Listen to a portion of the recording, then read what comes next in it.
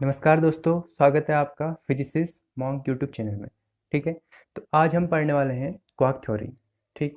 जैसा कि हमने लास्ट लेक्चर में हमने पढ़ा था क्वांटाइजेशन ऑफ चार्ज, यानी कि वहाँ हमने पढ़ा था कि जो भी सारा चार्ज होता है वो क्या होता है, इलेक्ट्रॉन्स के मल्टीपल्स के फॉर्म में होता है, होल मल्टीपल्स के फॉर्म में। अब उसी की तरह एक क्वार्क थ्योरी होती है। ये क्वार्क थ्योरी होती है बेसिकली हमारे प्रोटॉन और न्यूट्रॉन के कुछ कॉन्सेप्ट्स के बारे में बताती है। ठीक है। तो प्रोटॉन और न्यूट्रॉन के बारे में क्या बताती है, क्वार्क थ्योरी के अकॉर्डिंग होता क्या है, जैसा कि हमने पढ़ा था इलेक्ट्रॉन के एक फंडामेंटल पार्टिकल है, वैसे ही क्वार्क भी क्या होते हैं, फंडामेंटल पार्टिकल्स होते हैं। ठीक है। अब ये फंडामेंटल पार्टिकल्स बेसिकली ये फिजिकल फॉर्म में नहीं होते। सबसे पहली चीज़ तो क्वार्क जो फंडामेंटल पार्टिकल्स होते हैं ये फिजिकली नहीं होते हैं। ठीक है। यानी कि बस ये एनर्जी का ये फॉर्म है जो कुछ छोटे से टाइम ड्यूरेशन में फॉर्म होती है और उसी में क्या हो जाती है, कन्वर्ट होते रहती है एक फॉर्म से दूसरी फॉर्म में। मतलब प्रैक्टिकली ये या फिजिकली ये हमें ऑब्जर्व नहीं हो सकते, जैसा कि इलेक्ट्रॉन प्रोटॉन न्यूट्रॉन होते हैं। बट बेसिकली जो हमारे प्रोटॉन और न्यूट्रॉन बने रहते हैं ये क्वार्क से फॉर्म होते हैं। ठीक है। अब क्वार्क होता क्या है, किस तरीके से क्या क्या चीज़ें होती हैं वो समझते हैं। ठीक है। तो सबसे पहले तो एक छोटा सा इसका बोल सकते हैं डेफिनेशन, या इसके बारे में कुछ एक चीज़ बता देना चाहता हूँ। ठीक है। क्वार्क थ्योरी के अकॉर्डिंग क्वार्क बेसिकली हुआ क्या था, जैसे जैसे इलेक्ट्रॉन प्रोटॉन और न्यूट्रॉन की डिस्कवरी हुई थी, उसके बाद धीरे धीरे हमने बहुत सारे एंटी पार्टिकल्स भी ढूंढे थे। ठीक है। एंटी पार्टिकल्स वाली थ्योरी आगे जब रेडियो एक्टिव वाला चैप्टर आएगा उसमें मैं डिटेल में बताऊंगा। ठीक है। तो फिलहाल समझने के लिए मैं, जैसा कि हमने कल फंडामेंटल पार्टिकल्स के बारे में पढ़ा था, तो वैसे ही क्वार्क थ्योरी क्या बोलती है, क्वार्क्स को बेसिकली बोला जाता है quarks are building blocks of quarks are building blocks of matter बोला जाता है। ठीक है। Quarks are building blocks of matter क्यों बोला जाता है, quarks are building blocks of matter, या quarks are building blocks of matter, यानी कि जो मैटर पार्टिकल बने वो किससे बने हैं, क्वार्क से बने हैं। ठीक है। अब ये क्यों बने हैं, क्या चीज़ें होती हैं, उसको ज़रा समझते हैं। ठीक है। तो बेसिकली क्या, जैसे हमने पार्टिकल्स पढ़े थे इलेक्ट्रॉन प्रोटॉन न्यूट्रॉन, तो वैसे ही कुछ एंटी पार्टिकल्स होते हैं, पॉजिट्रॉन होता है, ऐसे ही कुछ लेप्टॉन्स होते हैं, फ्रेयॉन्स होते हैं। ठीक है। तो इस तरीके से फोटॉन्स, बहुत सारे पार्टिकल्स होते हैं। तो उनमें से यही कुछ पार्टिकल्स हैं जो क्वार्क्स हैं। क्वार्क्स क्या होते हैं, बहुत ही स्मॉल पार्टिकल हैं जो क्या है, सबसे फंडामेंटल है, मतलब इनको और ज़्यादा ब्रेक नहीं किया जा सकता। अच्छा, क्वार्क्स के बारे में जो जो कॉन्सेप्ट दिया था, बेसिकली दो साइंटिस्ट हैं जिनका नाम क्या है, गेलमैन और ज्वेग। ठीक है। गेलमैन और ज्वेग दो साइंटिस्ट थे, उन्होंने क्वार्क थ्योरी को एक्सप्लेन करा था। ठीक है। तो क्वार्क थ्योरी में भी बहुत सारे क्वार्क्स होते हैं, जिसमें से हमें बेसिकली थ्री पार्टिकल्स के बारे में पढ़ना है, या थ्री क्वार्क पार्टिकल्स के बारे में पढ़ना है। थ्री क्वार्क पार्टिकल्स कौन कौन से होते हैं, एक होता है अप क्वार्क, सेकंड होता है डाउन क्वार्क, थर्ड होता है स्ट्रेंज क्वार्क। ठीक है। क्वार्क पार्टिकल्स में हमें तीन पार्टिकल्स के बारे में पढ़ना है, अप क्वार्क, डाउन क्वार्क और स्ट्रेंज क्वार्क। अप क्वार्क को डिनोट करते हैं स्मॉल यू से, डाउन क्वार्क को डिनोट करते हैं स्मॉल डी से, और स्ट्रेंज क्वार्क को डिनोट करते हैं स्मॉल एस से। ठीक है। अच्छा, अब क्वार्क पार्टिकल्स के सबसे पहले तो चार्ज देखते हैं, इन पे चार्ज क्या होता है। ठीक है। अच्छा, क्वार्क समझ में आ गया ना, क्वार्क क्या होता है, बेसिकली क्वार्क और कुछ नहीं है, एक एनर्जी की ही एक छोटी सी फॉर्म है, यानी कि एक एनर्जी का बहुत ही छोटा, यानी कि डेल जैसे डिनोट करते हैं ना, डेल से बहुत छोटा सा क्वांटिटी होती है, तो वैसे ही क्या है, एक बहुत छोटी सी क्वांटिटी है, मतलब एनर्जी की, इलेक्ट्रॉन से भी बहुत छोटी सी क्वांटिटी चार्ज की फॉर्म में। ठीक है। तो चार्ज की फॉर्म में जो एनर्जी की एक छोटी सी क्वांटिटी है उसी को क्या बोलते हैं, क्वार्क बोलते हैं। ठीक है। क्वार्क क्या है, बहुत ही माइन्यूट से माइक्रोस्कोपिक, ठीक है, माइक्रो से भी बहुत ज़्यादा माइक्रो पार्टिकल्स हैं। ठीक है। तो इनमें से बेसिकली हमें तीन तरह के पार्टिकल्स, तीन क्वार्क के बारे में पढ़ना है, अप क्वार्क, डाउन क्वार्क और स्ट्रेंज क्वार्क। ठीक है। अच्छा, जो अप क्वार्क पे चार्ज होता है, इस पे जो चार्ज होता है वो होता है +2/3 इलेक्ट्रॉन के बराबर। अब यहाँ जैसा कि मैंने क्वांटाइजेशन में तो बताया था कि चार्ज को तो और ब्रेक नहीं कर सकते हैं, जैसे कि हमने पढ़ा था कि इलेक्ट्रॉन को तो हम ऐसे +2/3 इलेक्ट्रॉन ऐसे में तो लिख नहीं सकते। ठीक है। ऐसा क्यों लिख रहे हैं, इसके पीछे अभी रीजन अभी बताता हूँ। ठीक है। पहले तो समझते हैं इस पे चार्ज कितना होता है। ठीक है। अब क्वार्क पे चार्ज होता है +2/3 ई का, ये ठीक है, यानी कि इलेक्ट्रॉन के बराबर। और डाउन क्वार्क में होता है -1/3 ई के बराबर, और स्ट्रेंज क्वार्क में होता है -1/3 ई के बराबर। ठीक है। अच्छा, अब ऐसा कैसे होता है, ये फ्रैक्शन की फॉर्म में कैसे आ गया, हमने तो कंडेंसेशन में पढ़ा था, फ्रैक्शन में होते ही नहीं है, ठीक है। अब ध्यान से समझना, जैसे कि मैंने अभी बताया था ना, ये फिजिकली नहीं होते हैं, ये क्या होते हैं, ये इस फॉर्म में इसलिए हैं क्योंकि चार्ज को ये क्या करते हैं, बहुत ही छोटे टाइम के लिए ये क्या होते हैं, फॉर्म होते हैं और डिस्ट्रॉय होते रहते हैं, ठीक है। यानी कि कुछ टाइम के लिए फॉर्म होंगे, फिर क्या हो जाएंगे, तुरंत से डिस्ट्रॉय हो जाएंगे, ठीक है। जैसे फॉर्म हुआ फिर और डिस्ट्रॉय हो जाएगा, फॉर्म हुआ डिस्ट्रॉय हो जाएगा। ऐसे ही आपस में क्या होते हैं, एक दूसरे में एक्सचेंज भी होते रहते हैं। अप वाला कभी डाउन बन जाता है, डाउन वाला कभी अप, फिर ऐसे ही कभी स्ट्रेंज बन जाएगा, अप वाला कभी स्ट्रेंज, ऐसे डाउन वाला कभी स्ट्रेंज, ठीक है। तो इस तरीके से क्या होते रहते हैं, ये कन्वर्ट होते रहते हैं, ठीक है। यानी कि एक फॉर्म से दूसरे फॉर्म में चलते जाते रहते हैं, ठीक है। तो इस तरीके से क्या होता है, ये स्टेबल नहीं होते हैं, ठीक है। सबसे पहली चीज़ तो ये स्टेबल नहीं होते हैं, स्टेबल नहीं होते हैं, इसी वजह से इनका चार्ज हम इस फॉर्म में लिख रहे हैं, ठीक है। अदरवाइज जैसे इलेक्ट्रॉन के, इलेक्ट्रॉन तो स्टेबल होते हैं ना, ठीक है, बट ये स्टेबल नहीं होते हैं, इसीलिए क्या है, इनको इस फॉर्म में भी हम लिख सकते हैं, ठीक है। तो ये है कॉन्सेप्ट, ठीक है। अच्छा, आप समझते हैं कि प्रोटॉन और न्यूट्रॉन क्वार्क से किस तरीके से बने होते हैं, ठीक है। तो सबसे पहले देखते हैं जो प्रोटॉन है, जो हमारा प्रोटॉन है, यहाँ से चार्ज थ्योरी से हम ये भी बता सकते हैं कि प्रोटॉन पे चार्ज प्लस होता है, तो क्यों होता है, ठीक है, इसका रीजन भी हम यहीं से समझेंगे, ठीक है। तो प्रोटॉन को देखते हैं, जो प्रोटॉन पे जो क्वार्क थ्योरी के अकॉर्डिंग जो क्वार्क से फॉर्म होता है, कौन कौन से क्वार्क से फॉर्म होता है, प्रोटॉन पी जो बना रहता है वो कितना बना रहता है, दो अप क्वार्क प्लस एक डाउन क्वार्क। जब दो अप क्वार्क और एक डाउन क्वार्क मिलके आपस में क्या कॉम्बिनेशन बनाएंगे तो क्या होगा, एक प्रोटॉन का फॉर्मेशन होगा, ठीक है। हाँ, प्रोटॉन स्टेबल पार्टिकल है, ये अनस्टेबल नहीं है, ठीक है, ये ध्यान से समझना। बस ये क्वार्क है, ये जैसे ही प्रोटॉन बनाया ये डिस्ट्रॉय हो जाते हैं, मतलब अपने आप क्या हो जाते हैं, इनकी एनर्जी क्या हो जाती है, प्रोटॉन के फॉर्म में कन्वर्ट हो जाती है, ठीक है। तो इस तरीके से। अच्छा, अब देखते हैं फिर प्रोटॉन पे प्लस चार्ज कैसे आता है। अब देखेंगे इसी जो ये हमने लिखे थे ना चार्ज, इसी के रिस्पेक्ट में देखते हैं, प्रोटॉन पे क्या होता है, इलेक्ट्रॉन के बराबर चार्ज होता है ना। अब यहाँ देखते हैं, यहाँ से हम इसको कैलकुलेट करेंगे तो इलेक्ट्रॉन के बराबर ही आने वाला है, ठीक। तो दो अप क्वार्क मतलब टू इंटू 2/3 प्लस एक डाउन क्वार्क। डाउन क्वार्क कितना होता है, डी की वैल्यू कितनी है, -1/3 क्या, ई, और यहाँ भी ई, ठीक है। अच्छा, तो यहाँ से क्या मिल गया, 4/3 और -1/3, और तो यहाँ से क्या मिला हमें, 3/3 ई, यानी कि क्या मिल रहा है, प्लस में मिल रहा है, तो प्लस ई। क्या होता है, प्रोटॉन पे ई तो होता है इलेक्ट्रॉन के बराबर लेकिन प्लस चार्ज, ठीक है।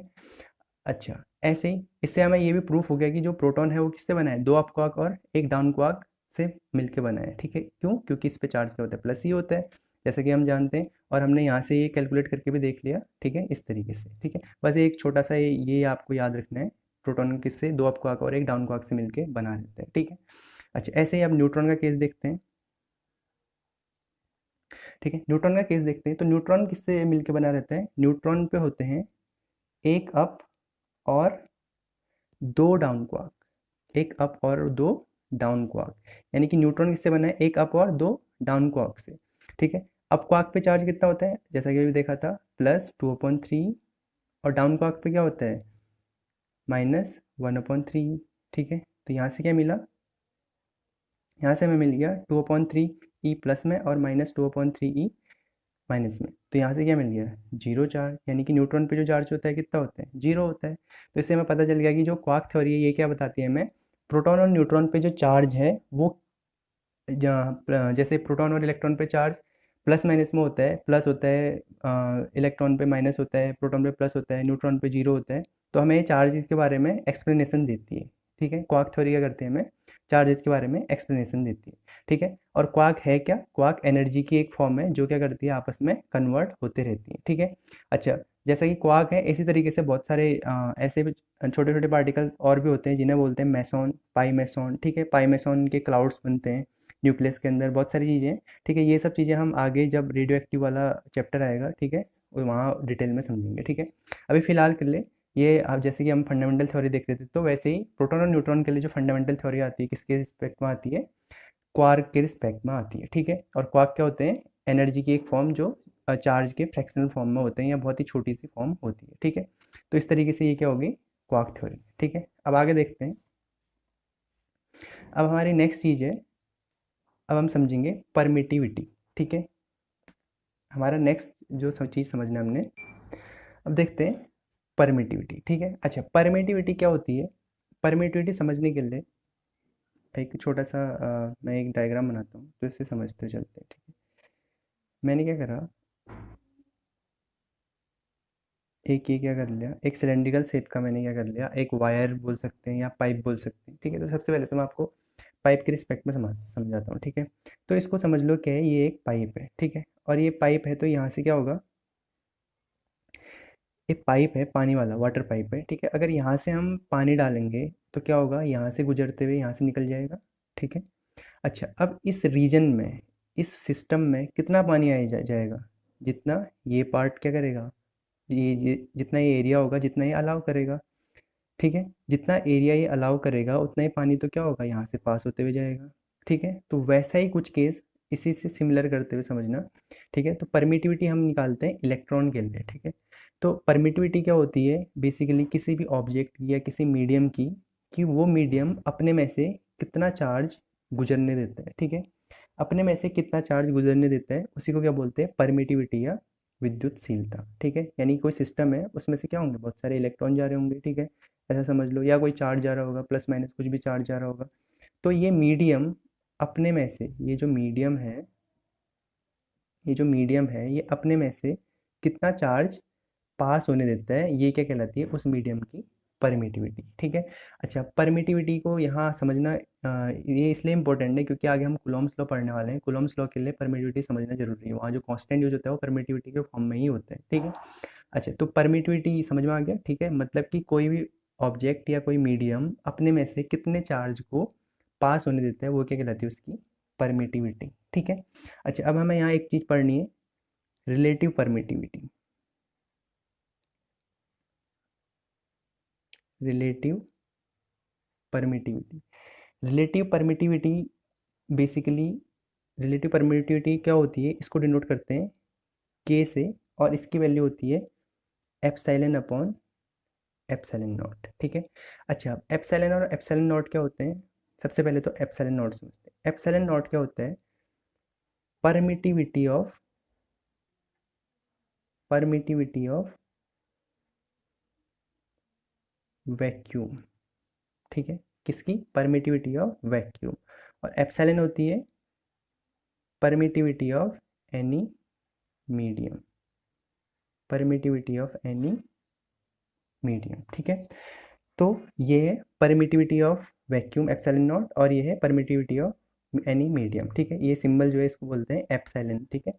अच्छा, जैसे कि अभी परमिटिविटी पता था कितना अलाउ करता है, ठीक है। तो परमिटिविटी का ही सिंबल होता है एप्सिलॉन, ठीक है। तो एप्सिलॉन होगा तो नॉर्मल क्या होगी, किसी मीडियम की परमिटिविटी, और एप्सिलॉन नॉट लग गया तो क्या हो जाएगी, किसी मीडियम की परमिटिविटी। और वो मीडियम कैसा हो गया, वैक्यूम हो गया। वैक्यूम यानी कि जिसमें से हम किसी भी चीज़ को अलाउ कर सकते हैं। वैक्यूम क्या करता है, किसी चीज़ को रेजिस्ट नहीं करता, ठीक है। वो एक क्या होता है कि स्पेसिफिक कंडीशन होती है, स्टैंडर्ड कंडीशन होती है, ठीक है। तो इस तरीके से, तो बेसिकली हमें समझना था क्या था, रिलेटिव परमिटिविटी, इसको समझना ये इंपॉर्टेंट है, ठीक है। ये क्या होगी, रिलेटिव परमिटिविटी, ठीक है, क्लियर है। अच्छा, इस एप्सिलॉन नॉट की भी कुछ वैल्यू भी होती है, ठीक है। वो आगे जब हम कूलॉम्स लॉ पढ़ेंगे तो वहाँ मैं बताऊंगा इसकी वैल्यू, वहाँ हमें वैल्यू याद रखनी है, ठीक है। अभी फिलहाल के लिए समझ लो कि परमिटिविटी क्या है, ठीक है। अब आगे देखते हैं, हमारा नेक्स्ट टॉपिक है वही कूलॉम्स लॉ, जिसके लिए हमने ये सारी चीज़ें पढ़ी हैं, ठीक है। तो अब आगे देखते हैं कूलॉम्स लॉ। अब हम देखते हैं कूलॉम्स लॉ, ठीक है। तो कूलॉम्स लॉ क्या बोलता है उसको समझने के लिए सबसे पहले एक डायग्राम की हेल्प से समझते हैं, ठीक है। अच्छा, सबसे पहले तो कूलॉम्स लॉ के बारे में कुछ चीज़ें। कूलॉम लॉ क्या है, जैसा कि हमने पिछले क्लास में 11th क्लास में आप लोगों ने पढ़ा होगा, ग्रेविटेशनल लॉ, ठीक है, उसी के जैसा है, सिमिलर है बिल्कुल, ठीक है। कूलॉम्स लॉ एक टाइप का इनवर्स स्क्वायर लॉ है, ठीक है। अभी बताऊंगा इनवर्स स्क्वायर लॉ क्यों बोलते हैं, क्या चीज़ें होती हैं, ठीक है। कूलॉम्स लॉ किसके बारे में बताते हैं, फोर्स के बारे में बताते हैं, किसके, पॉइंट चार्ज के बीच में लगने वाले फोर्स के बारे में। तो इसको समझने के लिए मैं एक डायग्राम बनाता हूँ, ठीक है। तो उसकी हेल्प से समझने में क्या होगा, थोड़ा सा ईजी रहेगा, ठीक है। तो ये क्या है, ये कोई पॉइंट है स्पेस में, और ये भी एक पॉइंट दूसरा है स्पेस में, ठीक है। इस पॉइंट को मैं बोल देता हूँ ए, इस पॉइंट को बोल देता हूँ बी, ठीक है। तो ए और बी दो पॉइंट हैं जहाँ पे हमने क्या रखा है, कोई चार्ज रखा है। या लेटर सपोज मैंने यहाँ पे क्या बोल दिया, Q1 चार्ज रखा है, और यहाँ पे क्या बोल दिया, Q2 चार्ज रखा है, ठीक है। अच्छा, ये पॉइंट क्या है, स्पेस में है, और इन पे Q1 और Q2 चार्ज रखा है, और इनके बीच की कुछ डिस्टेंस भी एज्यूम कर लेते हैं। इनके बीच में कुछ डिस्टेंस है, मतलब कि कुछ डिस्टेंस पे रखे गए हैं, ठीक है। लेट अस सपोज इनके बीच की डिस्टेंस हम एज्यूम कर लेते हैं r, ठीक है।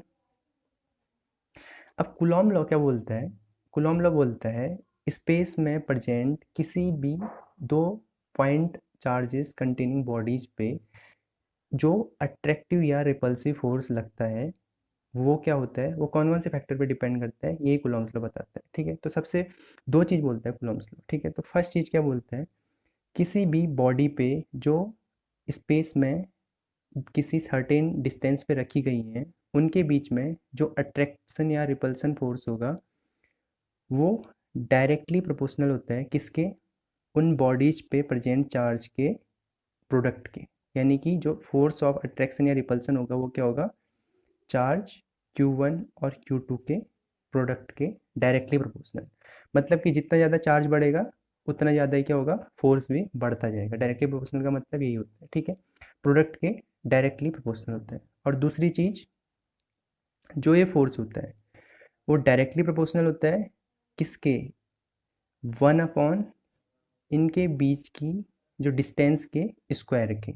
या तो डायरेक्टली 1 अपॉन इनके बीच की डिस्टेंस के स्क्वायर के बोल सकते हैं, या inversely proportional to the square of distance between them भी बोल सकते हैं। इनवर्सली के फॉर्म में बोलो या डायरेक्टली फॉर्म, डायरेक्टली बोलोगे तो 1 अपॉन के फॉर्म में बोल लो, इनवर्सली बोलोगे तो सीधे बोल सकते हैं। ठीक है, अच्छा अब ऐसा क्यों होता है, क्या है रीजन, वो समझते हैं। ठीक है, अच्छा क्या होता है, जो ये चार्ज हैं, ठीक है, सबसे पहली चीज़ तो इनकी चार्ज की अमाउंट जितनी ज़्यादा होगी उतना ही ज़्यादा क्या करेंगे, इन पे फोर्स लगेगा। जैसा इसको समझने के लिए दो मैग्नेट एज्यूम कर लो आप। ठीक है, जब दो छोटे मैग्नेट्स को हम क्या करते हैं, क्लोज लाते हैं, ठीक है, तो क्या होता है, उन पे जो फोर्स ऑफ अट्रैक्शन होता है कुछ लगता है ठीक ठाक अमाउंट का। अब इन्हीं मैग्नेट का साइज में अगर इंक्रीज कर दूं तो क्या हो जाएगा, उनके बीच में जो अट्रैक्शन या रिपल्सन फोर्स लगेगा वो क्या हो जाएगा, बढ़ जाएगा। तो वैसा ही कुछ सिनेरियो यहाँ भी है। यहाँ क्या होता है, जितना ज़्यादा चार्ज होगा उनके बीच में अट्रैक्शन या रिपल्सन फोर्स उतना ही बढ़ता रहेगा। ठीक है, अगर जैसे प्लस प्लस चार्ज होगा तो क्या होगा, रिपल्सन फोर्स उतना ज़्यादा होगा, और अगर प्लस माइनस होगा तो अट्रैक्शन फोर्स उतना ही ज़्यादा होगा। ठीक है, तो इसीलिए चार्जेस के डायरेक्ट प्रोडक्ट के डायरेक्टली प्रोपोर्शनल होते हैं। ठीक है, अच्छा इनके बीच की दूरी या डिस्टेंस के इन्वर्सली क्यों होता है उसको समझते हैं। जैसे जैसे क्या होगा, वैसे मैग्नेट का एग्जांपल समझ लो। जब मैग्नेट को हम क्लोज लेके आते हैं, ठीक है, जब मैग्नेट्स को क्लोज लेके आते हैं तो क्या होता है, अट्रैक्शन फोर्स जैसे जैसे क्लोज लाएंगे तो क्या होगा, बढ़ना शुरू हो जाएगा, और जैसे जैसे दूर ले जाएंगे तो क्या होता है, कम कम होना शुरू हो जाता है। ठीक है, तो आप इसको प्रैक्टिकली कर भी सकते हैं मैग्नेट के साथ। तो वैसा ही कुछ यहाँ पॉइंट चार्ज के केसेस में होता है। पॉइंट चार्ज के केसेस में मतलब कि इनके बीच की डिस्टेंस जितनी बढ़ते जाएगी फोर्स क्या होता जाएगा, कम होता जाएगा ना, दूर दूर प्लेस होते जा रहे हैं। तो क्या हो रहा है, अगर इनके बीच की डिस्टेंस बढ़ेगी तो फोर्स क्या होगा, घटेगा। इनवर्स रिलेशन यही होता है। ठीक है, और ऊपर से क्या है, उसके स्क्वायर के भी है। तो ये क्या होता है, उस पर एक और इम्पैक्ट डालता है कि और भी तेज़ी से घटता है। जैसे जैसे इनके बीच की डिस्टेंस बढ़ेगी तो इनके बीच में अट्रैक्शन या रिपल्सन फोर्स क्या होगा, बहुत तेज़ी से घटेगा या बढ़ेगा। समझ आए, तो इस तरीके से। अच्छा अब इन दोनों को अगर मैं कंबाइनली बोलूँ तो क्या बोल सकता हूँ, F proportional to Q1 Q2 upon R square. और इसी को जब भी प्रोपोर्शनलिटी का साइन हटता है तो एक कांस्टेंट यूज होता है, तो एफ इक्वल्स टू क्या आ जाएगा, के Q1 Q2 upon R square. ये क्या है, कूलॉम्स लॉ। ठीक है, अच्छा अब यहाँ जो के है, इस के की वैल्यू होती है 1/4 पाई एप्सिलॉन नॉट। इस के की वैल्यू होती है 1/4 पाई एप्सिलॉन नॉट, और 1/4 पाई एप्सिलॉन नॉट की वैल्यू होती है 9 × 10⁻⁹ न्यूटन मीटर स्क्वायर पर कूलॉम स्क्वायर। ठीक है, अब एक के की वैल्यू यहाँ ऐसे क्यों आती है इसके बारे में अभी आगे मैं बताता हूँ। ठीक है, तो अभी फिलहाल इतना से याद रखो, एफ की जगह क्या रखते हैं, 1/4 पाई एप्सिलॉन नॉट, और 1/4 पाई एप्सिलॉन नॉट की वैल्यू होती है ये। ठीक है, अब कूलॉम लॉ को इस फॉर्मेट में लिखना चाहें तो कैसे लिख सकते हैं, तो क्या हो जाएगा, F equals to 1/4 pi epsilon naught Q1 Q2 upon R square. इसी फॉर्म का यूज हम आगे क्वेश्चंस में करेंगे। ठीक है, अच्छा अब कूलॉम लॉ का स्टेटमेंट लिखना चाहे तो आप इस तरीके से लिख सकते हैं। ठीक है, it states that the force acting between two point charges is directly proportional to the product of their magnitude and inversely proportional to the square of the distance between them। ठीक है, इस तरीके से आप इसका स्टेटमेंट भी लिख सकते हैं एक लाइन में, और इस तरीके से इसको लिख सकते हैं आप। ठीक है, और हिंदी में भी अगर मैं बोलना चाहूँ तो आप इस तरीके से लिख सकते हैं कि किन्हीं भी दो बिंदु आवेशों के बीच लगने वाला कूलॉम बल उन दोनों बिंदु आवेशों के परिमाण के गुणनफल के अनुक्रमानुपाती तथा उनके बीच की दूरी के वर्ग के व्युत्क्रमानुपाती होता है। उनके बीच की दूरी के वर्ग के व्युत्क्रमानुपाती होता है। इस तरीके से आप कुलम्ब लॉ हिंदी इंग्लिश में जैसे आप कंफर्टेबल हो उस तरीके से लिख भी सकते हैं, ठीक है। अच्छा, अब इसमें जो 1/4πε0 है और इसमें जो हमने अभी के की वैल्यू निकाली थी, ये किस तरीके से निकाली थी, अब इसको आगे समझते हैं, ठीक है।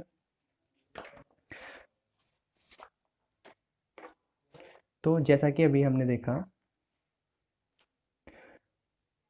कुलॉम लॉ में F इक्वल्स टू क्या आया था, 1/4πε0 Q1 Q2 upon R square, ठीक है। अच्छा, ये क्या है, फोर्स है। अच्छा, सबसे पहले तो इसकी यूनिट देख लेते हैं फटाफट से। तो F की यूनिट क्या हो जाएगी, न्यूटन, फोर्स है तो न्यूटन होगा, सिंपल सा, ठीक है। अच्छा, अब जो 1/4πε0 है, इसकी वैल्यू होती है 9 × 10⁹ न्यूटन मीटर स्क्वायर पर कूलॉम स्क्वायर, ठीक है। अब इसकी ये वैल्यू कहाँ से आती है, इसकी वैल्यू यहीं से आ रही है, ठीक है। एफ की जगह क्या रख देंगे, न्यूटन, चार्ज की जगह क्या हो जाएगा, हम क्या रख देंगे, चार्ज की कूलॉम, कूलॉम हो जाएगा, और यहाँ क्या आ जाएगा, मीटर स्क्वायर, ठीक है। तो इसी को कन्वर्ट करके हमने इसकी यूनिट निकाल रखी है, ठीक है। यानी कि इसकी यूनिट निकालना भी मैं बता देता हूँ, ठीक है। अगर एफ की जगह मैं क्या रख दूँ, 1 न्यूटन, 1/4πε0 की हमें चाहिए ना वैल्यू। Q1 Q2 की जगह क्या रख दूँ, कूलॉम, और इसकी जगह भी कूलॉम, अपॉन में क्या हो जाएगा, आर की जगह क्या हो जाएगा, मीटर स्क्वायर। तो अब इसको यहाँ भेजेंगे तो क्या मिल जाएगा, newton metre square upon coulomb square. ये क्या होगी, इसकी 1/4πε0 की यूनिट होगी, ठीक है। समझ में आए? इस तरीके से हम इसकी यूनिट भी निकाल सकते हैं। अच्छा, अब इसमें एक इंपॉर्टेंट चीज़ है क्या, एप्सिलॉन नॉट। एप्सिलॉन नॉट की वैल्यू आपको याद रखनी है, ठीक है, ये भी काफ़ी इंपॉर्टेंट है। एप्सिलॉन नॉट की वैल्यू होती है, जैसे कि अभी हमने पढ़ा था, क्या था, वैक्यूम में जो परमिटिविटी होती है, एप्सिलॉन नॉट की वैल्यू होती है 8.854 इंटू 10⁻⁻12 कूलॉम स्क्वायर पर न्यूटन मीटर स्क्वायर, ठीक है। ये हो गई एप्सिलॉन नॉट की वैल्यू, ठीक है। और इस तरीके से ये क्या हो गया, कूलॉम लॉ, ठीक है। अब इसके बारे में कुछ चीज़ें और देखेंगे, ठीक है। अब ये फोर्स है तो ऑब्वियस सी बात है, ये क्या होती है, वेक्टर क्वांटिटी होती है। तो इस तरीके से ये क्या हो गया, कूलॉम लॉ और परमिटिविटी का कॉन्सेप्ट हमने देखा, ठीक है। अब आगे देखते हैं नेक्स्ट चीज़ें।